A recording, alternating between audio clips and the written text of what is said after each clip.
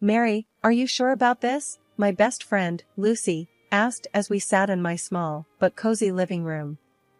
The walls were lined with bookshelves, a testament to my love for fantasy and writing.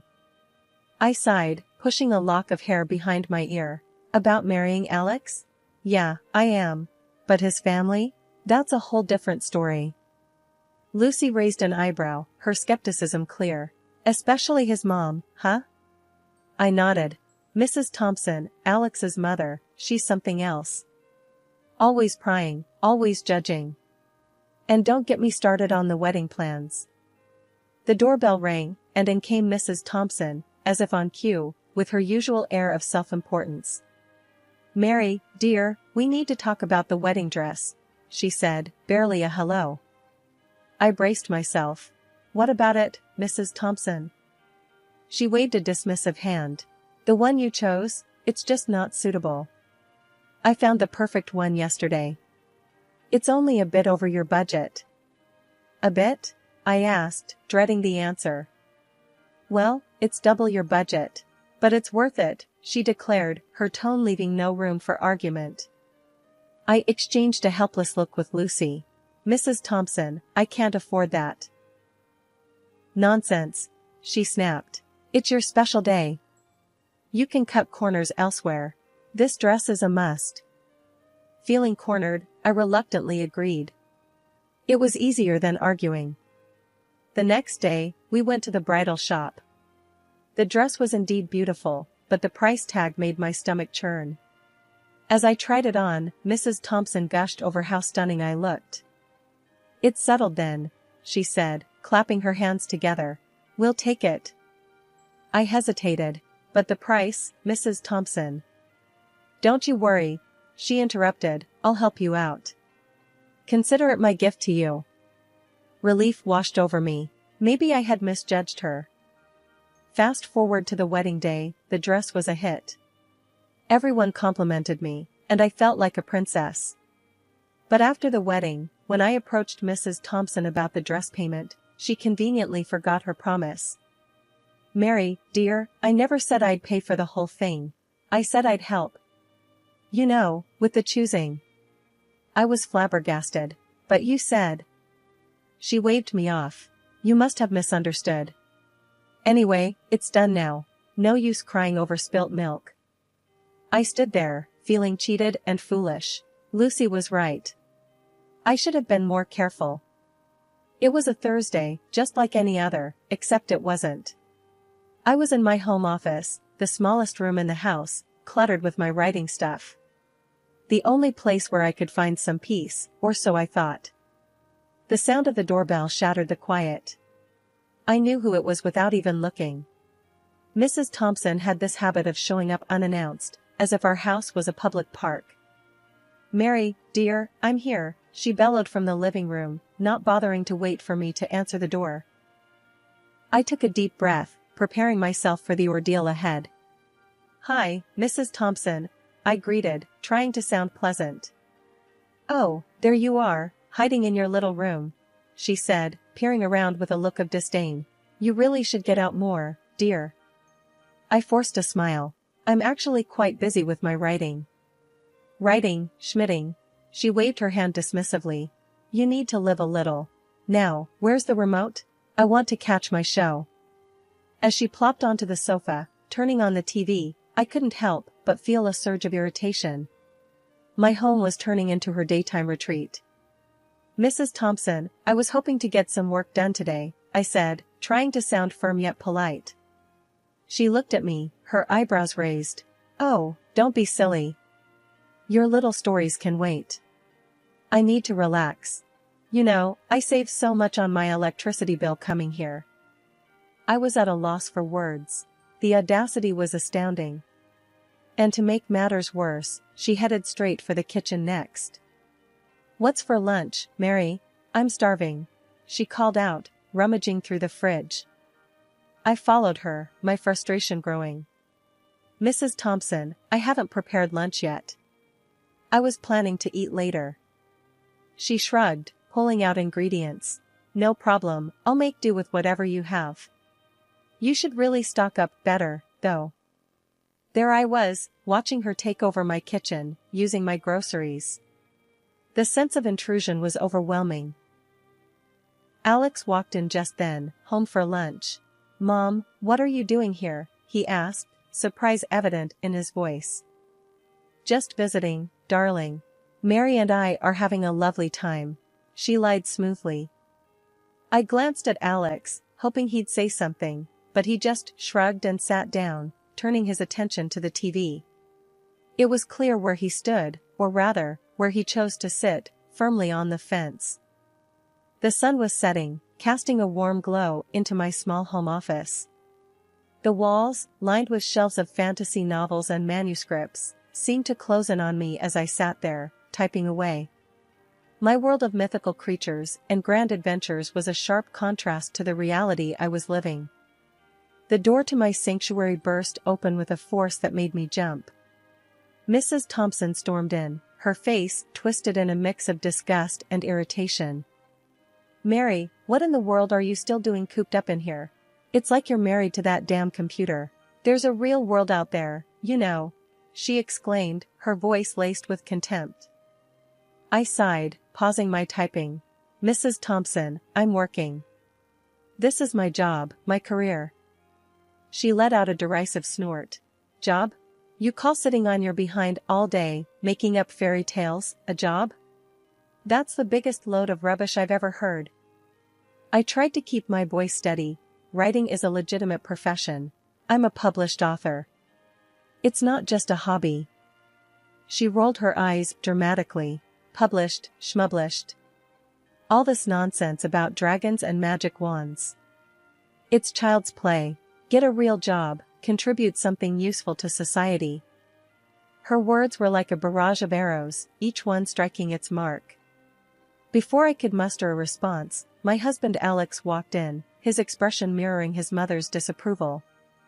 "What's the racket about?" he asked, leaning against the doorframe. "Your wife here thinks she's doing the world a favor with her silly stories," Mrs. Thompson said, waving a dismissive hand at my computer. Alex's gaze fell on me, cold and judgmental. "Mary, Mom's right. This isn't a real job. When are you going to stop living in this fantasy world and do something worthwhile?" I felt a knot form in my stomach. "Alex, I am doing something worthwhile. I'm a writer. My books are sold internationally." He let out a cynical laugh. "International? Please, don't make me laugh. How much do you even make from these so-called books? It's a joke." I clenched my fists, trying to control the rising tide of anger and frustration. "My writing does contribute. It's not just about the money. It's my passion, my life's work." Alex shook his head, an expression of mock pity on his face. "Passion won't pay the bills, Mary.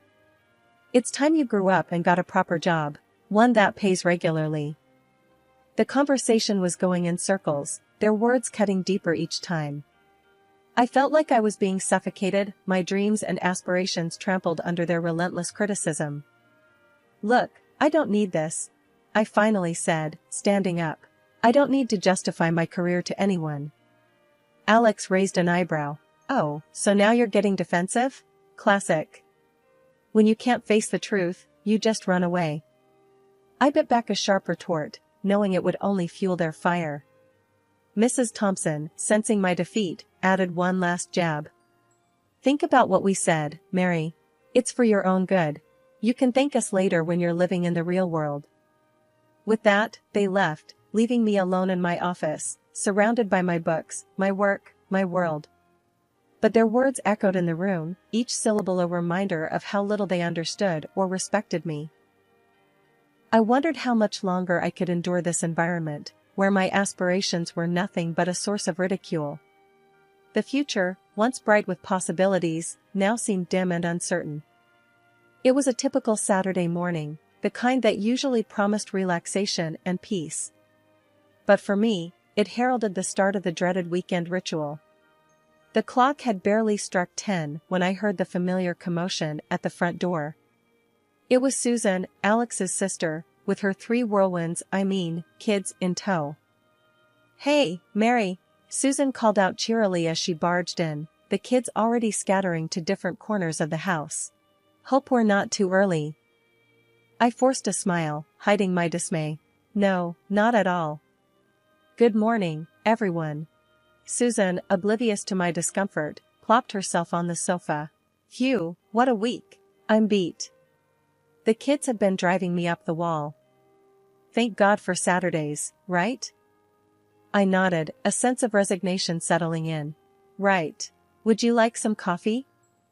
That'd be great, thanks, she said, already engrossed in her phone. As I made my way to the kitchen, dodging toys and narrowly avoiding a collision with the youngest, I couldn't help but feel like an unpaid nanny and housekeeper. By the time I returned with the coffee, the living room resembled a war zone. Susan looked up, unfazed by the chaos. Oh, Mary, could you whip up some of your pancakes? The kids are starving. It wasn't a request, it was an expectation. Sure, I'll get started on that, I replied, my weekend plans vanishing like smoke. The kitchen became my battleground as I juggled pancakes, coffee, and managing the kids. Amidst the flipping and serving, Alex sauntered in, his expression sour. Mary, why do you always buy these expensive ingredients? We need to cut down on expenses, he grumbled, eyeing the breakfast spread. I sighed, trying to keep my frustration in check. Alex, your sister and her kids eat here every weekend. It adds up. He shrugged, dismissive. Well, they're family. You can make do with less fancy stuff. Save some money. The rest of the day passed in a blur of cooking, cleaning, and catering to endless demands. By the time Susan herded her kids out the door, I was drained, both physically and emotionally. As I slumped onto the couch, Alex walked over, a frown on his face. You know, you have to save some money on my nephews and my sister. I looked at him, incredulous. Me? You're the one who never says no to her. And you criticize me for spending too much? He rolled his eyes. Just trying to help you manage better. You could learn to be more economical, you know. The irony of his words was almost laughable. There I was, running a weekend daycare and diner, and he was lecturing me on being economical. I wanted to scream, to tell him how unfair it all was. But I knew it would fall on deaf ears. The house was finally quiet, a stark contrast to the usual daytime chaos. It was my time, the only time I could dedicate to my writing without interruptions. The clock ticked past midnight as I settled into my office, the soft glow of the computer screen my only companion. As I lost myself in the world of my creation, the door creaked open. Alex stood there, his face a mix of annoyance and fatigue. Mary, are you seriously still up? You know how much this will spike our electricity bill? I exhaled slowly, trying to keep my cool. It's the only time I have, Alex. You know how hectic it gets during the day. He leaned against the doorframe, his expression hardening. Hectic? You mean, taking care of your family? That's what you're supposed to do, Mary.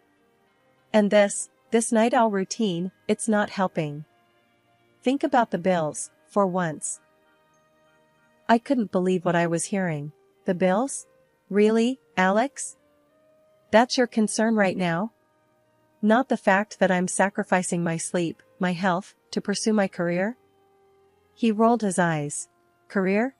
You mean this little hobby of yours? Come on, Mary. Be realistic. You need to get your priorities straight. I felt a surge of frustration. This hobby of mine is important to me, Alex. It's my passion, my work. Can't you see that?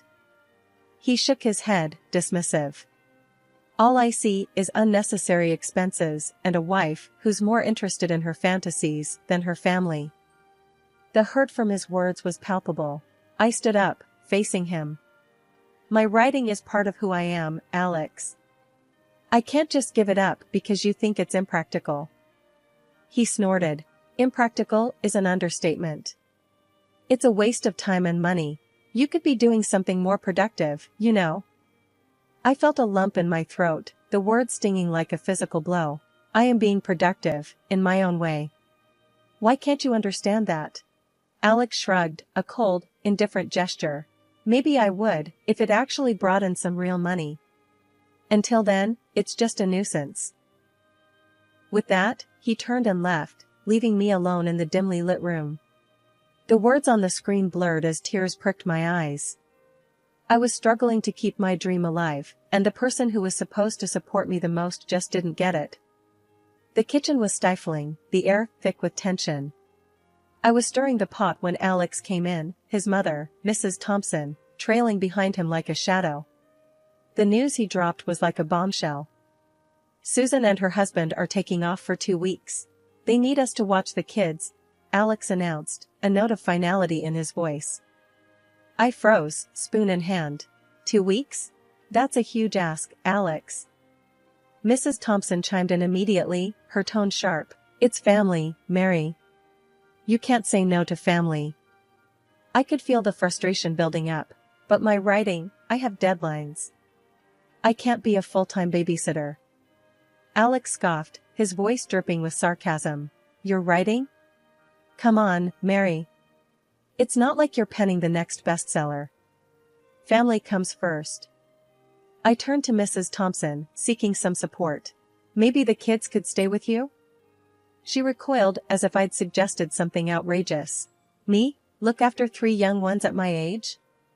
Absolutely not. I've done my time raising kids. Desperate, I grasped at another solution. What about hiring a nanny then? Just for those 2 weeks. Both of them looked at me as if I'd grown a second head. A nanny?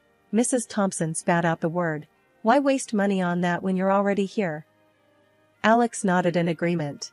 Exactly. We're not made of money, Mary. You need to be sensible about this. I was incredulous. Sensible? You're asking me to give up 2 weeks of my life, my work, for free, and I'm the one who needs to be sensible? Alex's face hardened. It's not a negotiation, Mary. This is what families do for each other. You're part of this family, or have you forgotten? I felt a surge of anger. No, Alex, I haven't forgotten. But it seems like you've forgotten that I have a life and commitments of my own. Mrs. Thompson snorted. Commitments? To those fanciful scribblings of yours? Don't be so dramatic. It's just 2 weeks of babysitting. Feeling cornered, I raised my voice. It's not just babysitting. It's my time, my career. Why can't either of you understand that? Alex's expression turned cold. Because, Mary, in the real world, people don't get to live in their fantasy land. They make sacrifices. They do what's necessary for family. I was shaking with frustration. And what about what's necessary for me? Don't my dreams and aspirations matter to you at all? He leaned in, his voice a low threat. If you don't do this, Mary, it's over. I'll file for divorce. Is that what you want? I recoiled, his words hitting me like a physical blow. The threat of divorce hung in the air, a brutal ultimatum. The day the kids were supposed to arrive felt like the calm before the storm. I watched from the window as Susan's car pulled up. Out tumbled her 3 little ones, each more energetic than the last. Mrs. Thompson, playing the doting grandmother, welcomed them with open arms. The scene was almost comical, a perfect setup for what I had planned. Mary, darling, could you help with the kids? Mrs. Thompson called out, her voice saccharine sweet. I plastered a smile on my face, hiding my brewing plan. Of course, I'll be right there. As I walked into the living room, the chaos was already unfolding. The kids were running around, and Mrs. Thompson looked like she was barely holding it together. Finally, Mary, I thought you'd never come, she snapped, her kind facade slipping. Alex walked in, his expression a mix of annoyance and relief. Mary, make sure they don't wreck the place. I'm going to be in my office. I nodded, my heart racing with anticipation. Actually, I need to go out for a bit. I'll be back soon. Alex's face twisted into a scowl. Go out? Now? Are you kidding me, Mary? You can't leave us with all this. I shrugged, feigning nonchalance. It's just for a bit, Alex. I need to buy some groceries. You'll manage, won't you? Mrs. Thompson glared at me. You're being completely irresponsible, Mary. This is not the time for your little shopping trips. Ignoring her, I grabbed my purse. I won't be long. Keep an eye on the kids. I couldn't help but let out a laugh as I closed the door behind me. The look on their faces was priceless. I didn't go shopping. Instead, I headed straight to the apartment I had rented days before. I had moved all my belongings there when no one was home. It was my escape, my fresh start. Sitting in my new, empty apartment, I felt a weight lift off my shoulders. The laughter, the sense of freedom was exhilarating. I was finally free from their suffocating grip. I knew Alex would find the divorce papers I left in my office. I imagined his shock, his anger, and I couldn't help but feel a sense of satisfaction. I had taken control of my life again. The phone rang incessantly, messages flooded in: Alex, Mrs. Thompson, even Susan. But I ignored them all. I was done with their drama, their selfishness. That night, I lay in my new bed, the silence a stark contrast to the chaos of my former life. I smiled to myself, thinking about Alex and Mrs. Thompson struggling with the kids. It was their turn to feel overwhelmed, to be pushed to their limits. The aftermath of my departure turned out to be more dramatic than any scene from my books. My phone buzzed constantly with updates from various friends who couldn't resist sharing the chaos unfolding at my former residence. One evening, as I sat in my new apartment, the phone rang with an all-too-familiar number. It was Alex, and from the background noise, I could tell the situation at home was far from under control. Mary, you have to come back. These kids are monsters. Alex's voice was desperate, strained with frustration. I could hear the sounds of things crashing and children screaming. A smirk crept onto my face. Really, Alex? Sounds like you're having a fun time. This isn't funny, Mary. My mom is losing her mind, and I can't handle this alone, he pleaded. I leaned back, enjoying the sweet taste of retribution. Well, Alex, you should have thought about that before. I'm not your nanny or your maid. There was a pause, and then he said, I'm sorry, okay? I should have listened to you, respected your work. Please, just come back. The apology, so rare from Alex, didn't stir any sympathy in me. Sorry doesn't fix everything, Alex. I told you what would happen. I'm done being taken for granted. I hung up, cutting off his protests. The satisfaction was short-lived, though, replaced by a sense of peace and freedom. A few days later, I met up with Lucy for coffee. So, I heard Mrs. Thompson called Susan, demanding she come back early to take her kids, Lucy said, a mischievous glint in her eyes. I laughed, sipping my coffee. Yeah, Susan refused. Said she needed the break. Can you imagine the showdown at that house? Lucy chuckled. And your book? It's a hit, Mary. Everyone's talking about it. I smiled, feeling a sense of achievement wash over me. I put everything into it. It's my best work yet. Lucy leaned in, lowering her voice. The main villain, she's a lot like your mother-in-law, isn't she? I raised an eyebrow, a playful smirk on my lips. Is she? I hadn't noticed. As I walked back to my apartment, I thought about the journey I had been on.